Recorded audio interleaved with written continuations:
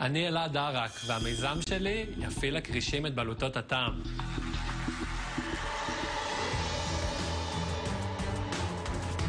הנה אלעד שלנו.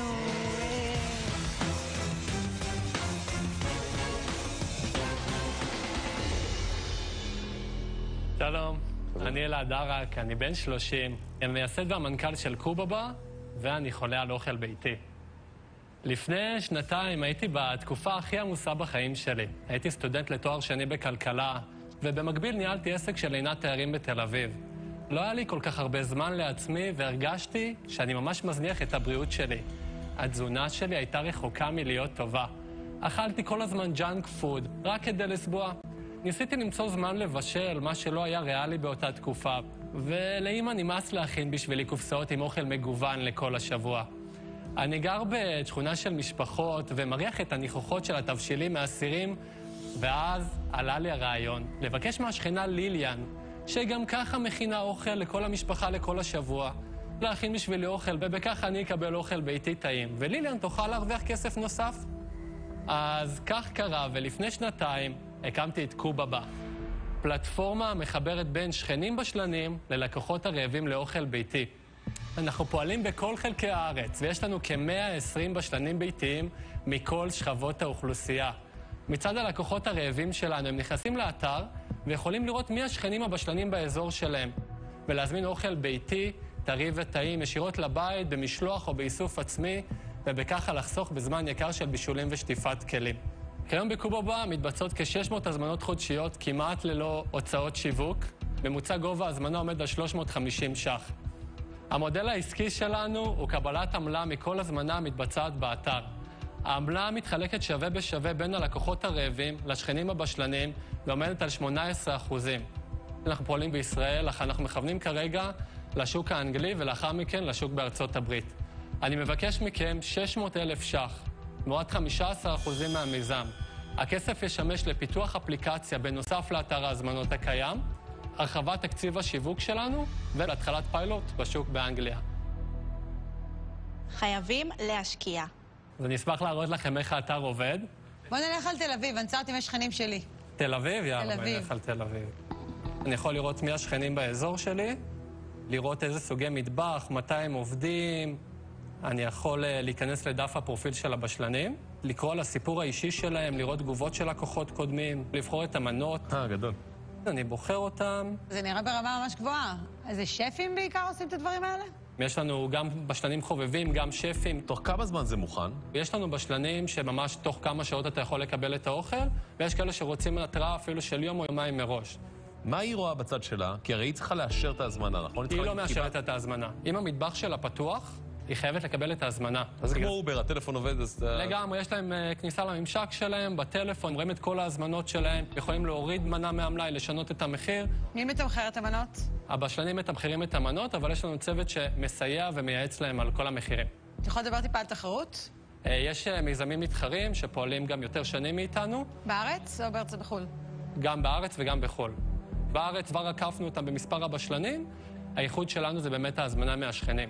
תראה, לעקוף אותם במספר הבשלנים, אבל שאתה עושה 600 חודשי, זה בעצם 5 ארוחות לבשלן. נכון. זה לא עושה שכל לבשלן, זה לא מספיק. נכון, אבל יש לנו בשלנים שפתוחים רק יום או יומיים בשבוע. ויש את הבשלנים שרוצים לעבוד בזה פול טיים, הם מקבלים גם 20-30. כל הבשלנים שלנו בסופו של דבר מגיעים למקסימום קפסיטי שהם באמת רוצים ומשקיעים במיזם. אז אתה שנתיים עובד בפלטפורמה שהיא עכשיו פול קפסיטי. יש לך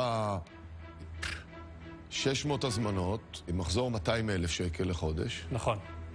אתה עושה 40,000 שקל לחודש. נכון. איפה הכסף? בוא נגיד שלא לקחנו אפילו 1% מהשוק הפוטנציאלי שלנו. אולי אין שוק? לא. המטרה שלנו שבכל שכונה שאתה תיכנס, לא משנה איפה אתה בארץ, אתה תראה מספר שכנים בשלנים שיכולים להכין לך אוכל. אלעד, תגיד רגע, אבל כל הסיפור של השכנים, מה זה מעניין? זה לא ששכנים, כי אני יכול היום עם כל הוולט וכל אלה, זאת אומרת, אני יכול להזמין ואני אקבל, ולאו דווקא אני צריך להזמין מהשכנים שלי, כאילו, אני יכול לקבל את זה מכל מסעדה שיש. נכון. אז זו פלטפורמה לאנשים פרטיים שרוצים להכין אוכל ביתי. לגמרי.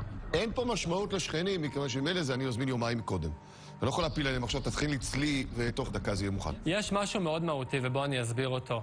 גם מסקר שביעות רצון וגם אנחנו רואים ממדד לקוחות החוזרים שלנו, סיכוי יותר סביר שאתה תזמין פעם שנייה אם באת ועשית איסוף עצמי מהבשלן. למה זה קורה? עכשיו שאני מגיע לבית של הבשלן, דופק לו על הדלת, אומר שלום, כמו החוויה שהייתה לי עם ליליאן, שבגלל זה התחלתי את הפלטפורמה, פתאום הטעם של האוכל משתפר, החוויה שלי נעשית יותר טוב. או להפך. לא כל האנשים מגיעים, לא כל האנשים הבית שלהם נקי. אנחנו מדברים במספרים, דובי, אז אני מדבר מבחינה סטטיסטית. אני מתחברת לאוכל, אני מתחברת לעסק, אני רוצה שתסביר קצת על המספרים. אין מספרים. מה הבעיה? אתה יכול להסביר את הערכת השווי שלך? כן. יש, הולכים להשקיע. אז הערכתי את השווי 4 מיליון ש"ח. המחזור שלנו היום הוא 2.5 מיליון שקל בשנה. הרווח הגולמי שלנו 450,000 שקל. לפי הקצב צמיחה שלנו הנוכחי, בגלל שאנחנו שנתיים באוויר, אנחנו צופים להגיע למיליון שקל בעוד פחות משנה.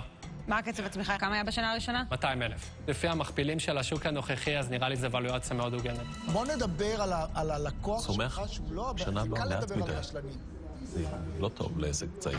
אבל האתגר האמיתי זה להביא את הרעבים שמוכנים להוציא כסף. מוכנים לקנות אצלך. לגמרי. זה איך אתה מביא את זה מ-600 הזמנות ל-600,000 הזמנות בחודש. אנחנו רוצים להכניס הרבה טכנולוגיות, שהמערכת כבר יודעת מי אתה, ולהציע לך כבר את המנות הרבה יותר טובות זה והרבה יותר הבעיה. הבעיה זה להביא יותר אנשים.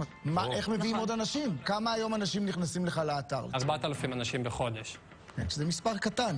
נכון? זה מספר הבעיה. לא קיים. מה ימנע מוולט לעשות את זה? ייקחו מטבח כלשהו, ישימו כמה בשלנים. שהם יעשו את הבשלנים בעצמם, בכל הארץ. למה כל הארץ? וולט אולי יכולים לתת לנו באמת תחרות באזור שיש להם משלוחים. באזור שלך עושה את הכסף. הכוח שלנו באמת הוא לא בתל אביב, הוא לא בגוש דן. סבבה. מה-600 הזמנות, כמה מגיעות מגוש דן וכמה משאר הארץ? חצי. וואלה. כן. אוקיי.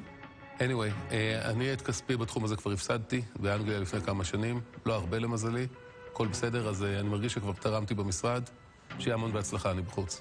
תודה רבה. באסה. איזה באסה.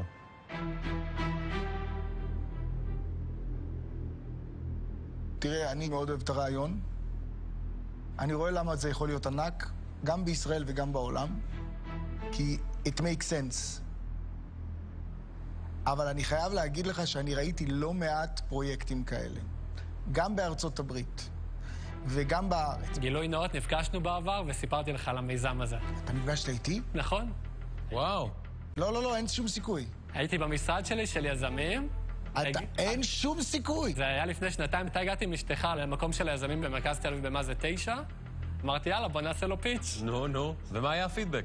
הוא אמר לי, תשמע, אני מת על הרעיון, אבל ראיתי מלא חברות נסגרות בתחום. לפחות הוא עקבי. תשמע, אני פשוט מכיר יותר מדי גופות בתחום הזה. זה תחום קשה. לפי דעתי, האתגר הגדול שלך זה להביא יותר לקוחות, וזה צריך גם יכולת לעשות את זה עם סכום קטן של כסף, שהמתמטיקה שם עובדת, ולצערי אני נאלץ להיות בחוץ. ואני אהיה לקוח.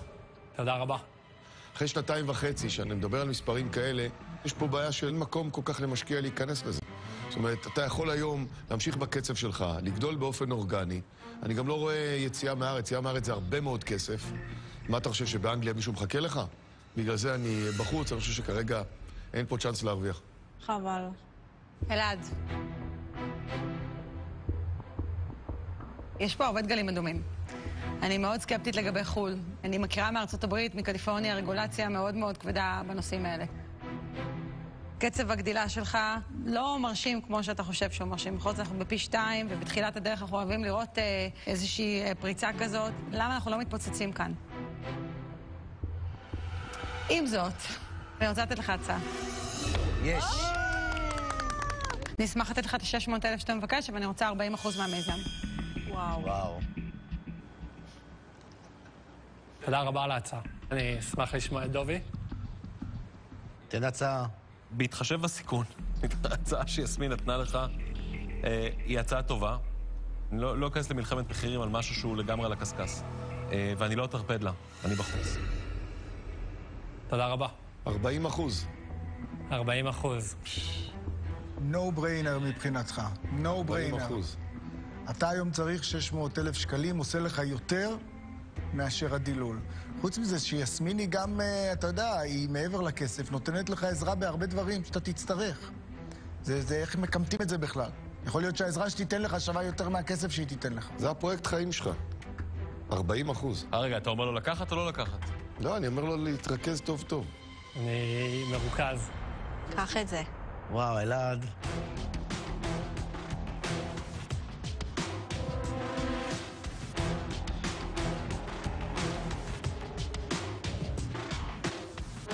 אני ממש יותר מאשמח שתצטרפי אליי למיזם. אני באמת רואה את הפוטנציאל שלו, ואני בטוח שאת תרוויחי הרבה יותר ממה שאת חושבת מה-600,000 שקל האלה. הייתי שמח לתת לך, בתמורה ל-600,000 שקל שתביא לי, 30% מהחברה. אתה מקלקל. תראה, קודם כל אני מאוד מעריכה את זה שאתה נותן הצעה שכנגד. אתה יזם חריף, וזה באמת טוב, אני אוהבת שיזמים יצאו פה שמחים. נצמיח את העסק הזה ביחד, ונשלח לכולכם אוכל טעים. יאללה, יש. תודה רבה. מזל טוב. הצלחה. תודה רבה. זה גונדי של נופר אורז פרסי, בנטר של אסתר, קובה של איה, קוסקוס של מייקל. וואו. חשבתי שאני אקבל יותר הצעות, ממש קיוויתי לקבל מיסמין ומדובי. שמח שיצא בסוף השקעה, ובאמת יצא מדהים מהעניין. רוצה לציין לשבח את השכנים שלי מקומה מעליי. כתבו לי, הכנו מרק אם את רוצה. לא רק שעליתי, גם הבאתי להם פסטה שאני הכנתי. השכנים שלי אולי יודעים להכין גפילטה.